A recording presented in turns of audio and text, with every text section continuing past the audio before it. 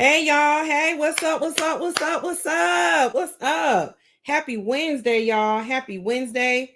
Welcome to Mission for Mental Health. I am your host, Jackie Robinson. I'm so excited to be here. I'm still working on this green screen thing. It's looking a better than it did last week, but I think when it gets dark, it's gonna look even better. Look, I'm coming along, y'all. I'm starting to cook with fish grease on this thing. Man, I'm starting to love this podcast thing. I'm trying to get a little, I think I'm getting a little good at it because people say they watching me. So I'm really excited about that. Thank you for coming on tonight. I'm so glad that you guys are here. I'm excited about our special guest that we have this evening.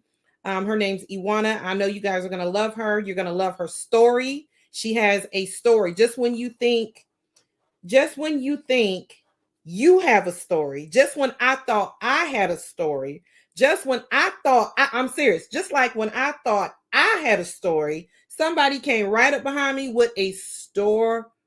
I mean, this woman here has been through so much, man. I follow her on Facebook and I read her post and just see the things that she's going through and how she's overcoming. I ain't gonna share her whole bio. I'm gonna let her do it. But y'all, you guys are gonna love her. I love her. I've been knowing her since I was like 14, 15 years old. I think I might be a year older than her. Man, your heart, y'all. All I can say, y'all. One, you might need to grab some tissue. You might need to grab some tissue. Two, be receptive and be encouraging. Encourage her through this thing. She's been wanting to share her story for a long time, and I'm blessed and I'm honored and I'm glad that she chose me. I mean, she called me the night that I was boohoo crying snot nose on Facebook Live. She's like one of the first people that reached out to me and called me, y'all. So I had to get a new hairstyle for y'all just to change it up, y'all. I done went and got this thing pressed, boo. I don't want got this thing. Oh, wait a minute. You see my gray hair. Look, if I hold my head down too much, y'all tell me lift my head up because I only sprayed this part right here. I ain't sprayed all back here because my stylist be getting mad. Anyway, no further ado. I'm gonna bring on my girl Ewanna. Y'all give her some hand claps in the chat. Let her know that you love her and you support her and you're thinking about her and all that good stuff. And so here we go. Let me add her on. And bam, there she is. Ewanna, how are you, babe? I am good. I am good. Good. Welcome, welcome. I'm so glad that you're here. I'm so honored that when I did my Facebook Live and I was on there snot nose crying and carrying on, you were one of the first people to reach out to me. Several people reached out to me, but you were one of the first to reach out to me and just share your story with me. And I promise you, even though in the midst of me crying and hurt and in pain, you said some encouraging words to me. And those words were, Jackie, ever since this happened with, I'm going to let you tell it, we've been going to sleep at night. And that night, I actually did sleep that night. So it was a lot. And I know you understand. And like I said in the intro, sometimes we feel nothing worse can happen to us right now. Like this is the worst moment, especially when something happens to our children, that nothing worse can happen. Like I'm in the most pain, like no one's pain is bigger than mine right now. And then somebody calls you and shares their story with you, and you like, damn, I got the nerve. I got the nerve. How dare I? How dare I cry the way I am when I know there's another mother that I've been knowing my entire life just about that tragedy is triples mine. So go ahead and introduce Oh yeah. yourself to us. Tell us a little bit about what you do. Tell us a little bit about your husband and your family. I've been knowing you since 14 or 15 years old. Yep. Um, I am from San Jose, California. I West now side. reside. I now reside in Atlanta, Georgia. I'm been married going on 26 years to my husband. Have 6 children, um, 3 grandchildren, um, and I'm a Medicaid caseworker. Yeah. I used to do paralegal work, but Yeah. now I actually got out of that field, and I am now a Medicaid caseworker for the state of Georgia. Medicaid case. Um, so that's about it about myself. Good, good, good, good. I So, stay to myself. huh? Are you not used I to said I tooting stay your to horn? myself. You're not used to tooting your own horn. Yeah, I do No. know. Now, one thing I do know about you, you do stay to yourself a whole lot. Um, um, but you do post a lot, and so I do see your posts, and my heart aches. My heart aches. I remember one time you called me, and was talking to me about your son, and I was just like, oh, I hate that for him. And in the back of my head, I'm saying, oh, I never would. I wish I never would have to go through that. And I'll be doggone if I ain't going through it just like you. I didn't expect it. So you said you got 6 kids. What are their ages? Mhm. 20. Well, 27, 26, 25, 23. My son Amir would have been 33, and 23 and 18. I know, right? You got to think about it when you got that many of them. Yeah, well, really have to stop and be like, wait a minute, let me put them in order. In order, right? Right. So tell us a little bit about Yes, Amir. Tell us about Amir. about Amir. Yeah. Tell us about Amir. Um, Because Amir was. You said Amir would have been 33 years old. So we know Mhm. when we say would have, we know that he's passed. But tell Yeah. us and tell So people that are watching things about Amir that we don't know. Because I didn't get a chance to see Amir past him being a baby. So tell us about things about Amir. Amir was Amir. When I talk about Amir, Amir was like the man that he was becoming was the best man. Like Amir would give you the shirt off his back, and he was one of those individuals that believed in helping others. Like me, it didn't matter. If the person didn't have something, Amir would always make sure that they did. He looked out for family. Family was the most important thing to Amir. Amir could also be a handful. Yeah. So I do know there's it was no walk in the park with Amir. My cousin Taylor would tell you that. Oh, yes. Yeah, he was no walk in the park. And so, but he was really kind, and everybody that came in contact with him always would say, "Dang, Ewanna, like AJ is just man, he has grown up to be more than I thought he would be." Right. And it was always good to hear people say how respectful he was to Right. the adults. I never heard anybody say that my son was disrespectful. As a matter of fact, none of my kids. I've never heard that. Right. Who's So, after Amir? but Amir was. It's Amir. Then it's Arquan. Then it's La Kiera. Then it's Leilani. And then it's Matthew. And then it's Makai. Okay. Okay. All right. And so I think I've only met the younger ones. Um I haven't seen Amir since he was a baby, of course, because we were leaving San Yes. Jose, blah blah blah, lose contact with everybody. Um and so baby number 2, how's baby number 2? Describe baby number 2. That is my. That's Arquan. Yeah. That's the ladies' man. Oh, What he says. yes. Like, yeah, yeah. Uh,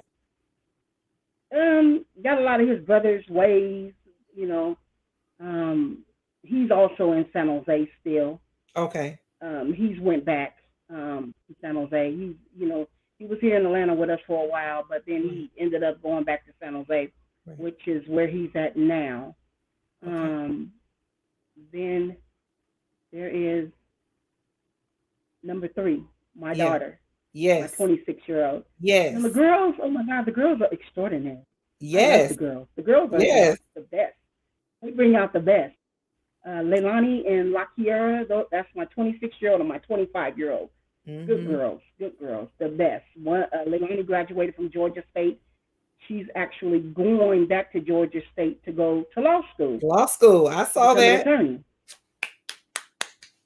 Yes, so, and my daughter Lakia is back in college. Oh, God, that was a journey to get her to even go back. But she is going back, and the youngest is Makai. That's my little heartbreaker. Mm-hmm. So he says to himself, but he's like Amir used to be. He's really quiet and subtle. Yeah. Don't say too much. Don't socialize really with people. If you're talking about sports, he's going to talk to you Right. Right. because he plays football. If you're Okay. talking about football, basketball, or any of that, Makai's going to talk to you. Yeah. Or talking about video games, he's going to talk to you. I Yeah. think when Amir was murdered, that scared him, and so that made him be really secluded to himself. Right. Like he didn't, house parties, things like that. He didn't do those normal things. Right. Which is He began to understandable. do the normal things, and we and we were dealing with mental health issues with my son Matthew, Right. who was manic bipolar with compulsive behavior. Right. I don't know So if hold on anybody before knows before we that. get to Matthew. That Before we get to Matthew, hold on. We're gonna get to Matthew because this is a mental health show. That's what we discuss and we talk about healing. yes, Um, but before we get to Matthew, we're going to talk about how mental health entered your life. It's kind of a dual situation with you because you have the situation that happened with AJ, and then you're also dealing with Matthew at the same time. So let's talk about AJ first, and let's talk about how mental health came into your family through AJ. the guy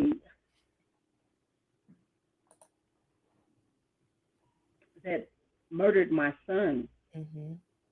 had mental health issues, How did you find um, out? and in court it came out. The family knew about it, but they did nothing to help him. He was the same age as AJ when he murdered AJ. They were both 26 years old. When he killed my son, when I was in court, I kept looking at him when they were, the different witnesses, the psychiatrists that they put on, and different witnesses, said that he was dealing with schizophrenia. And at one point, I was like, I don't care. He knew what he was doing.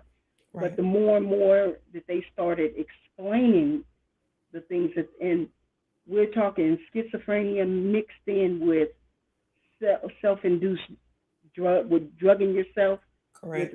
methamphetamine. Now, that's a lethal combination. Right. Um, so my problem was the parents knew that he was suffering from mental illness, and nobody ever gave him any help. Nobody ever said, "Hey, something is wrong. Let me get him some help," because I felt like had they did that, then my son maybe would be alive. Then the man in Santa Ana would maybe be alive. The Right. lady on the freeway that he shot with her son wouldn't have had to endure that. Mm. So that's how mental illness entered my life, was through the young man that murdered my son. Right. So when you said that his family knew about it, what came out to let you know that his family knew about it. I'm sure they didn't get on the stand and say, "Oh yeah, we knew that our son had schizophrenia. We just didn't want to do nothing about it." How do you know that they knew? What came out to for that? The, the psychiatrist that they brought, that San Joaquin brought on, was a psychiatrist that saw the young man when he was a juvenile, and had, I guess, been telling the family for years that they needed to get this boy out. Well, when a lot of Asians are really private. Right. Oh, he was They don't Asian. like dealing with stuff like that. Right. Yeah, he was Cambodian actually, Okay. and they didn't want to deal with that. But so since they didn't, they turned their head the other way. It got out of hand, and then there's two murders later. There's two other people later that he shot on the freeway. So because it wasn't addressed, this is where we're at today, because he was self-medicating himself with Right. methamphetamine. And I think when we talked before, you mentioned that he was committing robberies and things like that, and they knew he was doing these Yes, acts and didn't do anything yes, about it. Mm. he was robbing people and was taking their IDs, as is to say, if you call the police and tell them on me, I have your ID and I know where you live at. Right. Like a person that just, you ain't got it all, just gonna do something like that. Like a normal person, you're not gonna do, because you're gonna think about that, the consequences.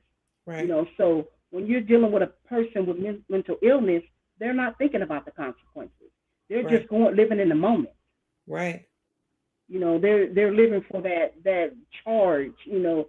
Whatever it is, it's going to get them over that hill. And when you're talking about, listening to the psychiatrist describe the different things, I can tell you the things that the jail people or psychiatrists were saying that he was doing. Like, he was coming down off the drugs. He was talking to himself. But we all know that that's part of being schizophrenic. A lot of them hear the voices. He was hearing voices. He kept, when they asked him, like, why would you do this? He was saying that he was hearing the voices tell him to do this. But again, if you don't get the help, then it gets out of hand, and sometimes you're beyond reach. Right. At that point. Right. So was he has he already been convicted? Yes. Okay, good. Okay. Yes. What type of sentence did they give him? And are they planning on giving him any kind of treatment or Life. life? They were going to give the boy the death penalty for the cases. I don't believe in the death penalty because we're not God. I don't believe, at some point a person deserves a chance, to get. And they had already said that they were going to make sure he got counseling. He has life, so he'll never see the streets. But right. Still, while he's there, they can at least address the schizophrenic part and help him and maybe get him medicated instead of self-medicating. Yeah, yeah. Well, I know that was a relief for you all to know that he, because he was out killing people and shooting people and committing all these robberies, that he won't be out again. Hopefully, while he's there, prayerfully while he's there, he can start getting some kind of help just to function day to day while he's in prison. Um, I see somebody jumped on. Look at that. Can you see who that is? Oh my God. All right, I see you, baby daddy number one. I see y'all now. Thank you for watching. That's Ewanna's brother, boy. Them two right there. Y'all two. Thick and Steve. That's Y'all my two. favorite cousin. I love him to death. We'll go to war behind him. Man, thick as thieves right there.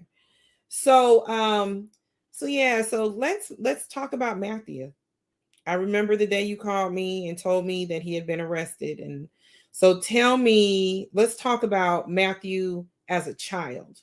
Let's talk about when you first noticed something was going on with Matthew and the things that you were trying to do to get Matthew help. I started noticing when Matthew was little that he would just do little things, and I kept watching him. And went to a psychiatrist, took him to a psychiatrist. He was about 5 or 6, like saying, "Hey, what is wrong with this kid? Like he's What was doing he stuff doing? that's not normal." But again, I was he killed the dog first of all. So he said he didn't. Second thing he did was took a hamster and flushed it down the toilet and was in the bathroom laughing. Right. And I asked him, I opened up the bathroom door and I said, "Nephew, did you just flush that hamster down the toilet?" He said, "Nope," but the hamster went down the toilet, shot back up with the water like it was on a cartoon, and went back down. He did that. He would get in trouble at school. He kicked the teacher. He bit the teacher. He couldn't sit in a setting like a normal child. He was unable to stay in school like a normal. Matthew was getting kicked out of elementary. He could not. And I knew something was wrong, but the doctor told me that they could not diagnose him with anything until he hit adolescence. So how old was he at this time when he flushed the hamster, killed the dog, bit the teacher? Was he under the age of? With the hamster, he was 3 years old. When all that happened, he was like 3 or 4. Right. With the school, with the teacher, he was only in kindergarten when he kicked her. He was, and he bit her, and they just didn't want to. He kept getting kicked out, and they didn't want to deal with him. So when he got to elementary, that's when it really started getting bad. Jeez. So he was, my husband's mom, they were in Florida, and she was, there, and he was staying with my husband in Florida. So he took my husband's keys and threw it in the lake. What? Had the police chase. Now, mind you, took my husband's keys and threw them in the lake. Had the police chase him through Home Depot, running. He was only 11 at that time. Oh my God! At that time, he was 11, fighting 4 cases. 11. Fighting 4 cases. 11 years old, because he was really messed up. Right. And they kept saying adolescent. I mean, they Baker Act him in Florida. Yeah, I'm familiar with the Baker Act. So they did that. I think that happened a couple of times in Florida. Right. So when they moved back to Atlanta, he was 15 or 16, and I was finally able to get the name, because I said, watching him, and I kept watching my child, and I knew something was off. I said, he's bipolar. They told me, no, you can't put a name to it until they hit adolescence. He's bipolar. I've read up enough on it to know that's what my child is. Right. He is bipolar. So when he turned 16, Dr. Wilson is the one at Serenity, is the one who said he's manic bipolar with compulsive behavior, borderline sociopath. So between the ages of 3 and I think you said 15, when you finally got him diagnosed, what were they saying? Were they saying, oh, he's just bad? Or were they saying, let's give him some, he got ADHD, let's give him some medication? What were they wanting you to do? They kept saying, well, let's put him on medicine. The medicine to calm him down. It's not calming him down. I mean, he went to the different institutions here in Georgia, the different Anchorage, you know what that is? Anchor, yeah. Over Anchor, there on out there in College Park. Anchor Hospital. Yes. He was there. I kid you not. He tried to break out of Anchorage. Then they sent him to McDonough. He came down to Decatur. Nobody could help my child. I'm like, well, what is the problem? You guys. Then they started wanting to give him all this medicine. He refused to take the medicine. Right. And when he refused, you never know what you was going to get, wake up to, and what you was going to get with Matthew. Jesus. Because he could wake up, he can go to sleep. He would go to sleep fine. He would wake up a total different person, just eyes going, looking wild, and it's not him, just not Matthew, somebody else. And you never know what, you never knew what you were going to get that day. So I know I know that had to have an effect on like the entire family. So how was Yes. everyone able to cope with what he was doing? We were all on pins and needles every day dealing with him, to the point where we put him out. You got to go. You got to go. I need some sleep. I need to be able to rest. Couldn't sleep with him because, again, you never knew what you were going to get with Matthew. Right. You know, and that's when I knew that it was that serious. And if he did not take it, because when they're bipolar and they go into manic, when they go into a manic episode, right. Oh, it can be days before you can calm them down, right? Unless they take that medicine. And so when he would go manic, I would have to call the people. Right. He would be ready to fight, talking about he was going to do this, that. And with him, it's just a bunch of talk. But it was just so bad that it broke my heart having to even have my son committed to the hospital. Mom, I'm going to do well when I come home. I ain't going to be doing none of that. And it would just be another revolving cycle. That door revolved, and it kept revolving, and it kept revolving, and it kept revolving. Nobody ever never got the help that we needed with him. All it was is, we can keep him for 72 hours. We can put a 72-hour hold on him, but that's all we can do, And once he's, if he's good, we'll release him and do what? Because it has to be something for long term, and he never got that help. Right. Georgia failed us. He went to juvenile hall.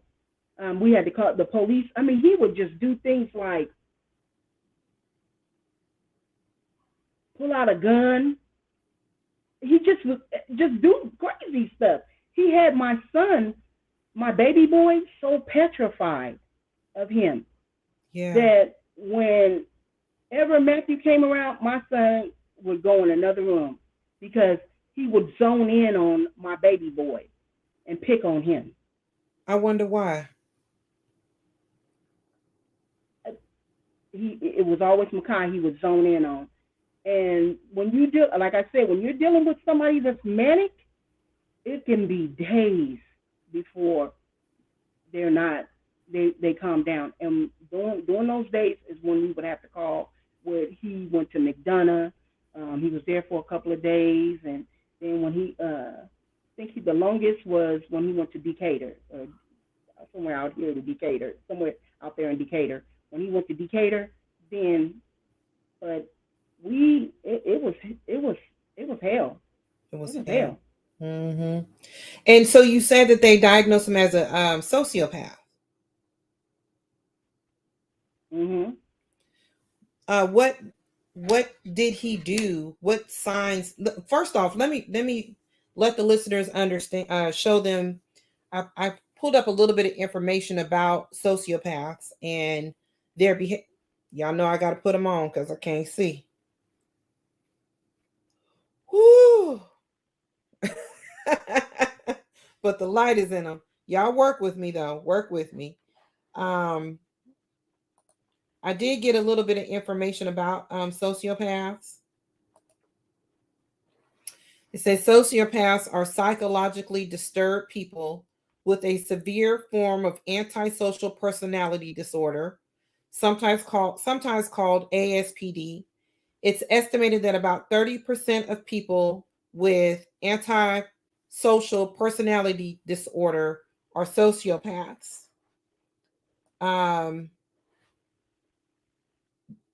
These individuals tend to have a history of behavioral problems, which is what you described, criminal involvement, which is what you described, aggression, which is what you described, abuse towards others, what you described, what he was doing to Makai, and difficult relationships, Some Oh, he was good to all sociopaths of us. have narcissistic traits. Um, Narcissistic sociopaths can be especially dangerous and manipulative. Many also have problems with drugs and alcohol. Did you notice at any time that Matthew was self-medicating? Yeah, yeah, Yeah, yeah. yeah. It, I it, noticed I'm that a gonna lot. share this, and it's not funny. I think I told you how I knew that something wasn't in it. There was some bottles missing out that 6 pack. It was a couple of cans. It was one can left in that 6 pack. That's it. Was when he went to juvenile hall and he told the pit people, "My mama is a prostitute." What?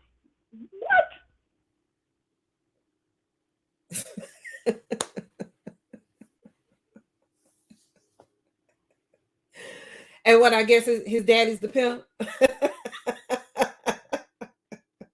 Girl, my husband was I so know it's mad. not funny, but He sometimes said, the "What you only say way to about get your through mama?" some of this is to laugh.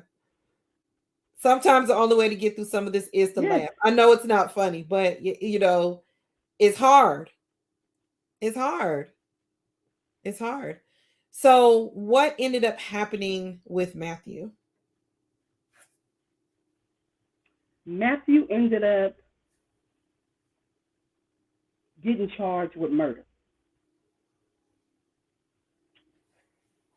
He made a decision to go somewhere. Him and his friend, his best friend, where they went, they ended up killing his best friend, and they charged Matthew with it. Hmm. Like I said, you and I would think through things like that. Normal people think through before. Oh, I don't think I need to go over there. I just need to, let everything die down. He doesn't think. When they're manic bipolar, that means with compulsive behavior, that means that they don't think things through. Right. In a normal brain cell, you would think things through. My baby didn't. My baby didn't. And when I tell you that it killed me, Yeah.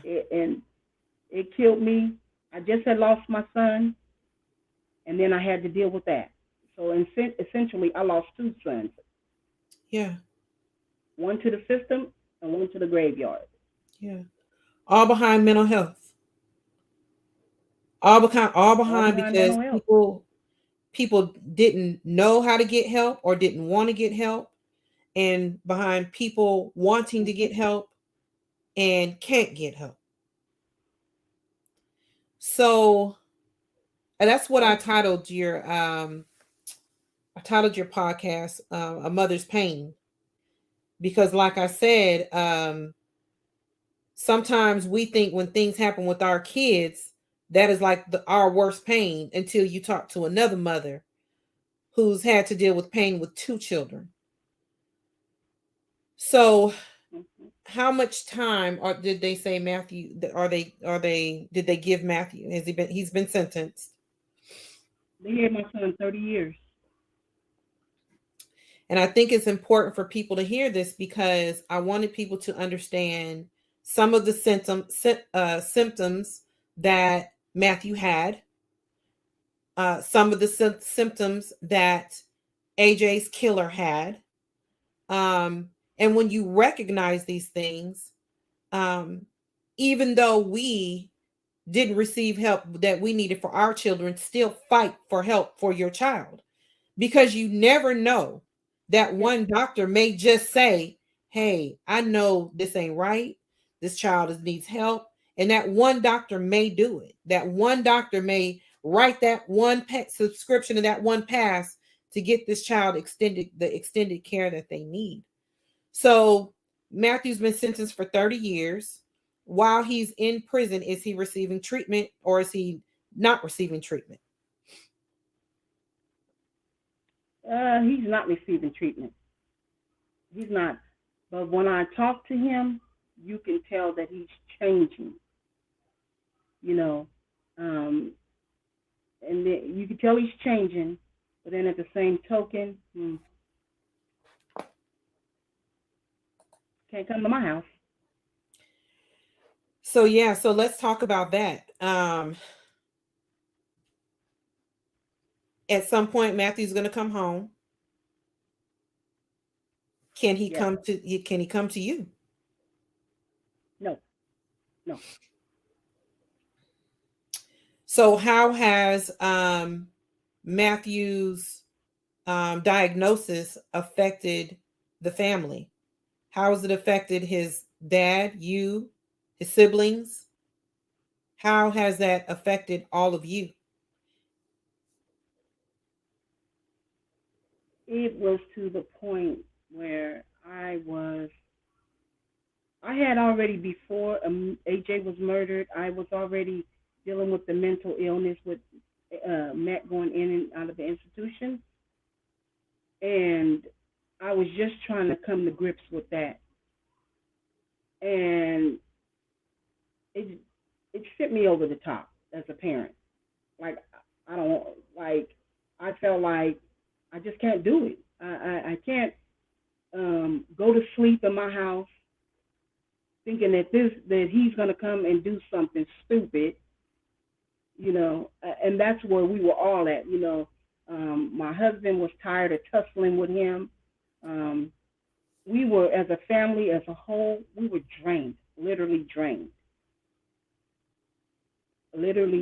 And when, I hate to say what I'm about to say, but I'm gonna say it because it needs to be said. But when he went to jail, that's when I got my sleep. Mm, My worries were over for the meantime. Jesus. It has to be I mean, I can relate. Um I know it sounds cruel, and I know it sounds hard, and I know some people are going to say, what you mean you could get some, you could sleep now that your child is in jail. You want to explain that?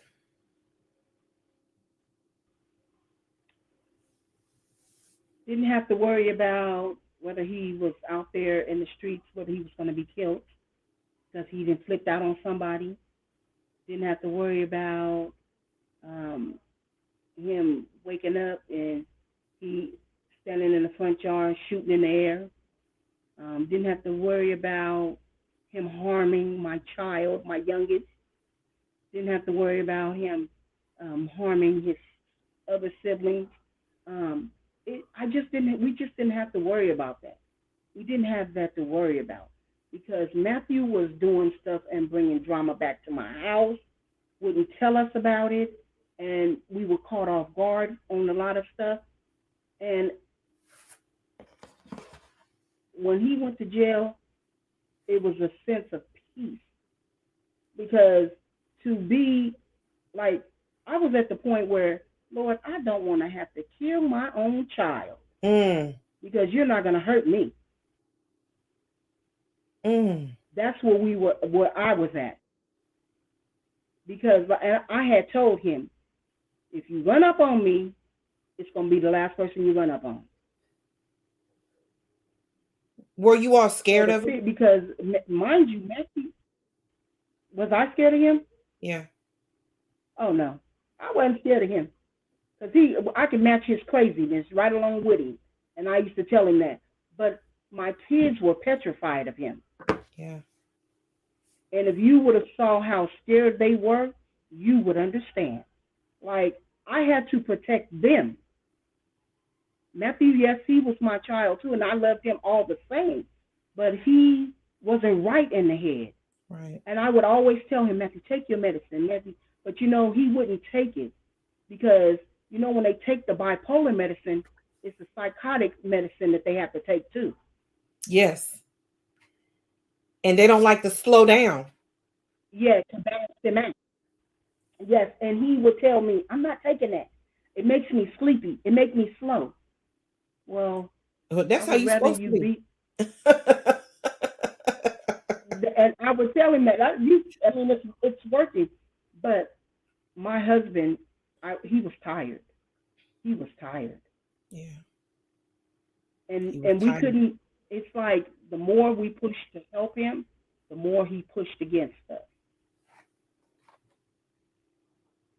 Mm. I mean, I can tell you an incident where I was driving in my car. Matthew got mad because I told him that his friends couldn't come back. He had to get out. I'm driving down South Fulton. Didn't even know he had followed me out of the subdivision. He hit my car and tried to push me into the intersection. Mm. So, yeah, when I tell you I was fit to be tired, I was fit to be tired. Tired, tired. And I understand and I relate so much to what you just said. As far as I hate to see my daughter where she is. I hate it. It's the most painful. It's painful. It's hurtful because it would be different if I grew if I raised them to be in the streets. Then hey, that's a part of being in the Yep. streets. But when I didn't raise you to be in the streets and you in these streets, it's a hard thing to see your kid, especially coming from the background that I have and things like that. It's hard to see your kid like that.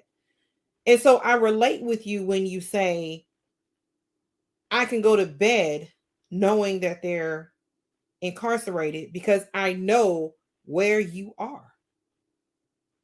I know where you are. I know Yeah. you can't hurt anybody else. Nobody can hurt you. You know, it's funny because I used to, me and her dad said, we used to pray all the time that no hurt, harm, or danger will come to our daughter while she's out here going through what she's going through. But we never prayed Yep. to That was my stop prayer. her from hurting somebody else. We never prayed for that. We were in fear something was going to happen to her. So I understand when you See, make that was that my statement. biggest fear. That was my biggest fear was, am I going to get that phone call that somebody has killed my son in the Right, or street? that police car coming up to your house. I would Yeah. have visions And of that, dreams about that. Police car, and I know how them Crown Vic sound. Coming up to the house and that door slam, I know that door slam. And you coming to the door to tell me something happened to my child. So yeah, I relate with you, and I know y'all um that it sounds for you that it sounds hard. And I'm not saying that you wish that for your child, but that bipolar, especially well, on the depressive side too, because on the depressive side they're always trying to kill themselves, but on the mania side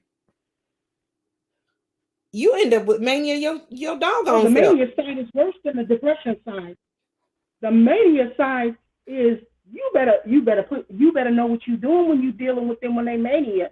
Because if you don't know what you're doing with them when they're mania, like I said, mania could last from one day to a week to Yeah, several weeks yeah, to 2 months. You just never know with mania. And if they're off their meds, they're gonna be mania that longer. yeah, And you never know what you're gonna get when you're dealing with them with the mania. I had talked to my son. I think my relationship with my baby now is much stronger, because he knows that I'm fighting for him right now, yes. and like I told him, it's not that I don't love you because I love you beyond me, Mm, but God loves you more and he knows why he set you down, yes. and I had to understand that. And I still don't understand it, so I'm not gonna lie and say, oh yeah, I understand. No, no, no, no, no. I don't understand why mental illness entered my life through what happened with my son's with AJ first with the guy killing him, and then only to come full circle again with Matthew. Right. As a mother, I questioned myself. Like, what did I do wrong? What kind of karma do I have coming back to me? Mm, And people don't understand because they see me walk around here. Oh, she can deal with it. She's strong. I'm not that strong. You don't know what I go through at night. You don't know the tears I cry. I cry every night. I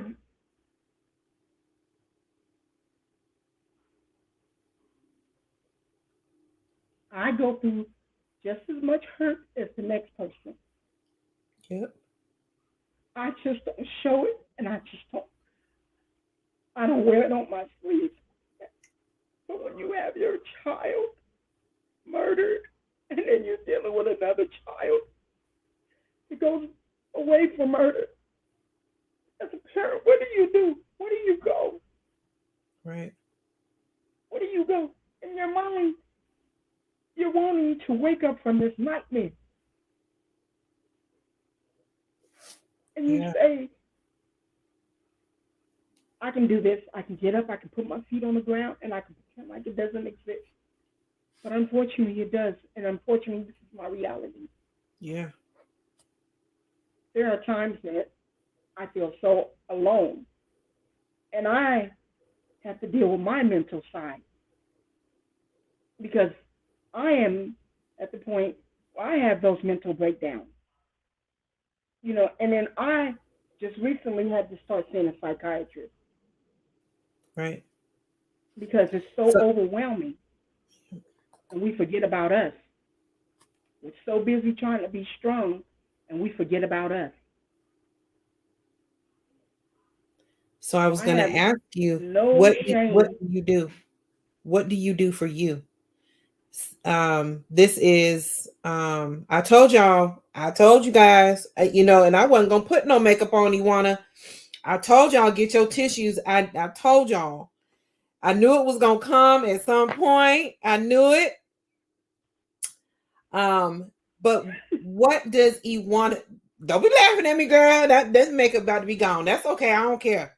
It is what it is. Hey, healing is in the conversation, and that's why you here to heal and to help other people heal too. So, what does Ewanna do for healing? How does Ewanna deal with um, the loss of her two boys? How does Ewanna manage? What does she do for mental wellness? I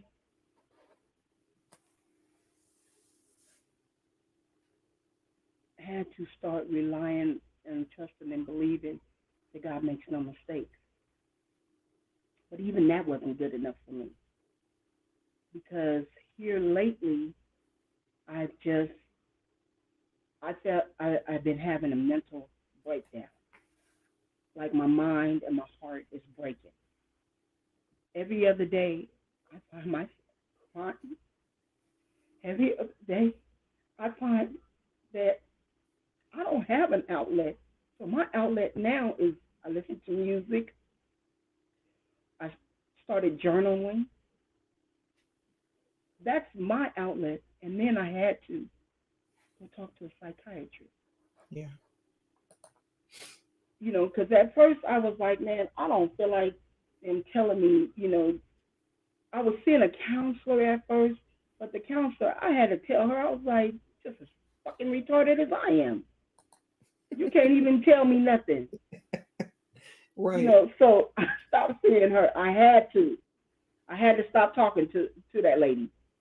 And I got on my knees one night. This was, when my girls was like, Mom, you need to talk to somebody. It's starting to be real scary. And when your children tell you that, because they're seeing that, Right. you know, and I said, you know what? I do. I do. I need to go talk to somebody. I have to start loving me again because somewhere along the way, I lost me. Somewhere along the way, I forgot about Ewanna and was so asphyxiated on my children, my boys. I have one that's gone, but I can try to help the other one.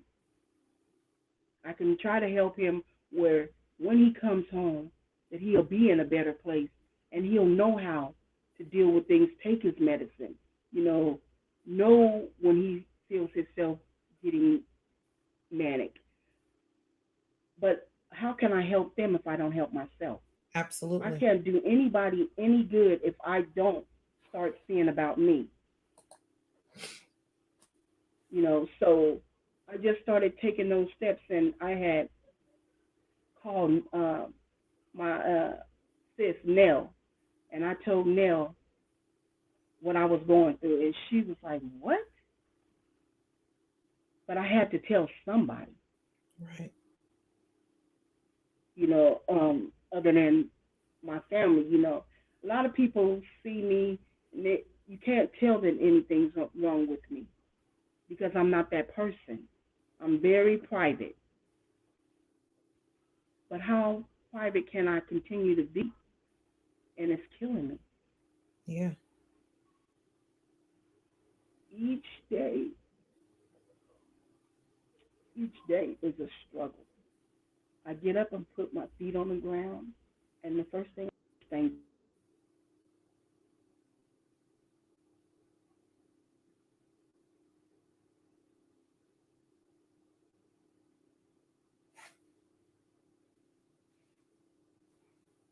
Ewan, I can't hear you, man.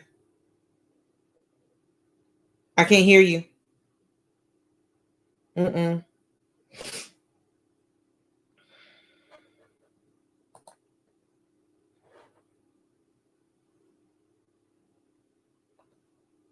Can you hear me now?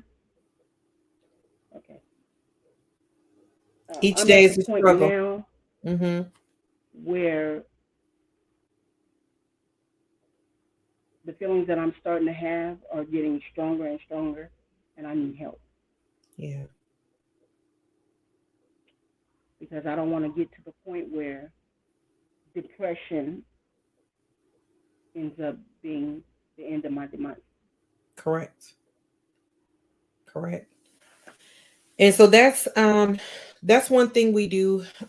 We offer resources on the show. I always say this disclaimer. I haven't said it the past couple weeks. But when we're doing the show, our intent definitely is not to create harm or Hold anything. on. Okay. Something is going on. So while she's getting her camera back together, I told you guys this one was she was gonna be deep. We always offer services. Our intent is never to create any harm to anyone. We know that the topic is heavy. We know the topic is serious, and we know that it can bring on emotions and What feelings in that the people world? weren't expecting. I can hear you. Uh, I can hear you. Uh-oh. She popped off. Let's see. We'll give her some time. I know I usually do the show for 1 hour, but I may extend it just a little bit more because she might need it. Um, because like I said, healing is in the conversation, and I'm gonna let her do that as long as is whatever she needs. So we do offer services to people. So if anyone is watching, you're in need of services, definitely let me know, so I can refer who I use. I use, shoot, I could put it out there. I could do the commercial. I use Open Path, and I went on there, signed up. It was referred to me by my homeboy Dre. I call him Shorty Pimpin'. He referred them to me, and it's been great. I found a great therapist on there, and I love it. So I can also give you those resources as well. Are you back? Yeah, I'm back. Okay. Oh, girl, I can hear you real good. Um, I what I was saying is, especially dealing with this much when a mother deals with this much pain, this much loss, um, you start to question yourself. What did you do wrong? What could you have done? What could you have said? Could you have could you have tried to at least get ahead of the situation? I did everything that I could beyond begging them to help my child. I couldn't get no help. South Fulton, the only thing, the high schools, they just kept kicking him out. Nobody wanted to help him. Kept wanting to send him to the hospitals, and the system failed. They failed to help Absolutely. him. They Absolutely. failed to recognize mental illness. They failed to recognize what he was going through at that time. They failed him. They said that's the only thing that I can simply say is they failed my son. And me, myself, I am trying with everything within me to try to do better, to be better. Right. I take it one day at a time, and believe me, I have more bad days than good days because this is my new normal. Yeah. And the pain that I have, they say that, oh, it'll get better. It doesn't. It doesn't. I cry myself to sleep every night. I cry for both my sons, both of them. I cry for Matthew. I cry for AJ. I really cry for him because he's never coming back. And I had to start accepting that. I find myself wanting to pick up the phone to call AJ because we used to talk every day. And I have to remember he's no longer here. Yeah. And with that, it breaks me down a little bit more each day. Mm-hmm. And I tell people, don't look at me and say, oh, you can deal with it. You know, mm-mm. I've been through a lot in my life, and I try to right my wrongs. But this is something that I was never prepared for. Right. I You was know, never prepared to bury my child. I was never prepared for my son to go to prison. I didn't raise my kids like that. My kids didn't grow up in the ghetto. My kids grew up in the suburbs. I moved them to Atlanta for a better life. My oldest son, unfortunately, chose to go back to California. So this is, like I said, this is my new normal. yeah.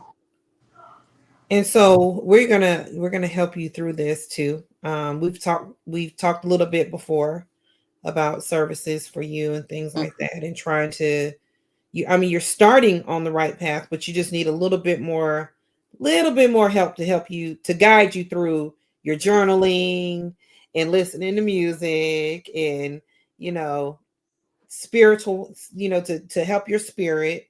I have the perfect person for you, and I'm gonna give you her information. okay. um so we got about a few minutes left. And so I know that this subject is heavy and it's hard to talk about. I know it was hard for people to hear and listen to. But I always try to, end on a lighter note.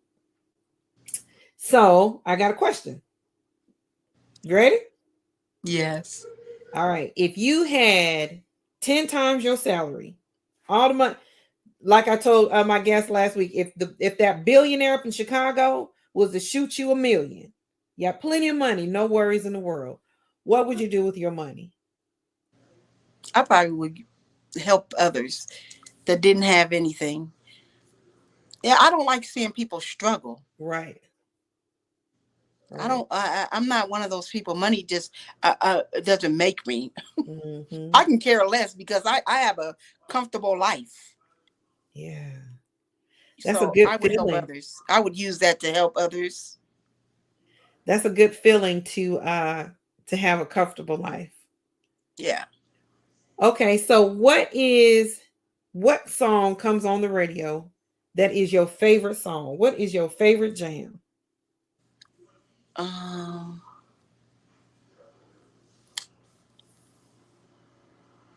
Never would have made it. Never would have made Yes. it.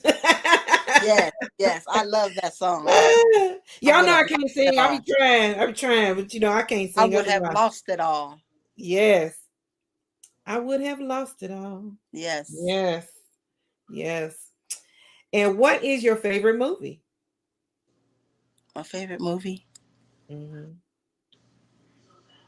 Um, Designated Survivor. Okay, okay.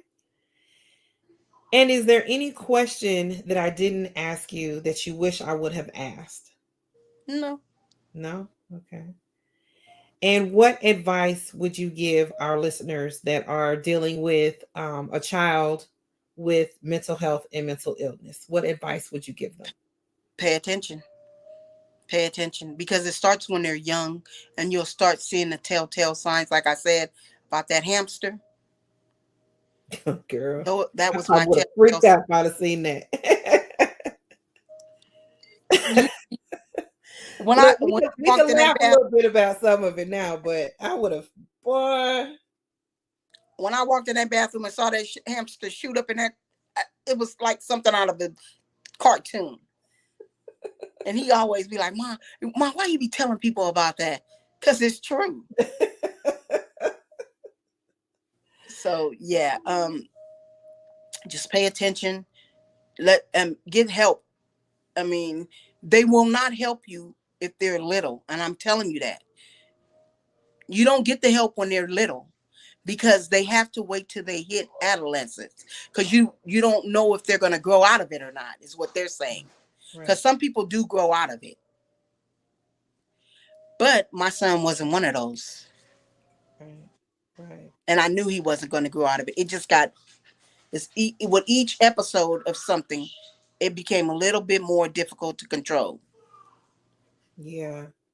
Yeah, it's unfortunate for the itty bitty ones because they don't really know, is it just like a little bit of behavior going on, or is it really something serious like Yeah, mental health yeah, going on? Yeah. Yeah, and yeah. that's unfortunate. And maybe that's something we need to look into when we're looking at changing legislation, that Mm-hmm. maybe because they do have things called play therapy and things like that kids can go through, and maybe there are programs available for kids. I'm not too sure, for little ones where they can start dealing with mental health things when they're small. So that way when they grow older, they're already accustomed to dealing with it. Yeah, It's yeah. not a shock. It's not a shame. You're not ashamed or anything. You're already accustomed to dealing with talking to somebody and talking about emotions and things like that. That's one of the facilities that I said I wanted to open with Mission for Mental Health. So yeah, you're right. Watch the signs. Watch them young. Especially now when they're being exposed to social media and stuff like that. You got to And look don't at them tell warm. your child, "Oh, you're crazy. You done lost your mind. You acting like you don't abuse them like that." If you start seeing stuff, start writing it down, and then say, so that you can go back and have something to refer to. Like, Mhm. on this date, he did this. On this date, he did that. Absolutely. Because once you start seeing that pattern and you have that pattern to refer back to, they'll be able to catch it. They'll be able to catch it early. Yes, yes, yes, yes. And give our teachers, one of my favorite teachers just left a comment, my niece Maisha. Give our teachers some resources to help them with these kids so they're not in a position all the time. I'm gonna share this with you right quick before we go. My niece gave me a resource when my son Tyson was small. My son Tyson was bad. He was one of the ones that grew out of the badness. But she gave me a resource and she told me, stop letting these people kick him out and suspending him, and get him a Maisha, what was it called again? The I what's it called? IEP. IEP, IEP. Get him an IEP to where they have to deal with them, but give these teachers also some more resources to help them deal with these kids, Yeah, so they're not being disruptive and they can teach the other students. But yeah. he's the one who did. So that is something y'all need to look at. Also, get your child an IEP so they're not just getting kicked out of school because they don't want to deal with them. So Right, right. definitely look into that. All right. Well, Miss Ewanna, man, I thank you more than anything for coming on and sharing with us. Um, I knew, y'all know she was supposed to be on a long time ago, but she had a little, she had not a little, but she had an emergency with her other child and couldn't make it. I knew when she came on, y'all were going to love her. You were going to love her story. I mean, it is, I know somebody, if it's not them, know somebody who's going through what you're going through. You're not by yourself. This is not a situation that you are in alone. There are many mothers and fathers out here going through pain, heartache, grief of losing their child to mental health and mental illness, and losing their child to the system because of mental health and mental illness. You are not alone. I promise you, and I guarantee somebody got something from your testimony today. Somebody did. I know I did. I know I got it when you called me that night. I knew then that I was about to get something from this. I knew then. So, Ewanna, I thank you so much for coming on here, being so open, being so transparent, and sharing. And I tell your husband I thank him too, because whoever knows you knows him. And now y'all's story is shared with the world. Other people can see, because I want you all out here to subscribe, like, and share. If you want to be a guest on the show, email me at missionformentalhealth@gmail. You can hit me up on Instagram. You can hit me up on Facebook. You can hit me up on whatever. Make sure you follow me on Instagram at Mission for Mental Health. I try to post stuff daily, motivational messages and things like that. But also, once again, remember the most important thing. What did I put down here? There we go. I found it. Y'all know I got my glasses on. But most importantly, please, please, please, those of you that are watching on Facebook, can you please log into YouTube and subscribe to the channel, like the channel, and share the channel? I need my subscribers to go up. We want this thing to grow. We want this message of healing to come out. Healing is in the conversation. I hope that you all got a little bit of healing during this conversation. Also, don't forget to sign the petition for India's law. I really, really, really, really do appreciate that. If you guys can do that for me, let me add her back on. There you go. All right. Thank you so much for having me on. You are so welcome. Hey, you guys, we will see you all next week. Thank you very much for having me on. Absolutely. Absolutely. Thank you so much for coming on. I appreciate you. I appreciate you. Stay on for me for a second. Don't leave, okay? Stay logged on. I'm just taking you off screen, but stay logged on. Look, you guys, next week is going to be my last episode of the season. I appreciate you guys for hanging in there with me. Next week, guess who the special guest is? The special guest is moi. But once again, we'll pick it up in a couple weeks for season 2. And so I appreciate you guys for watching. Have a good evening. Love y'all. Talk to y'all later. Bye-bye.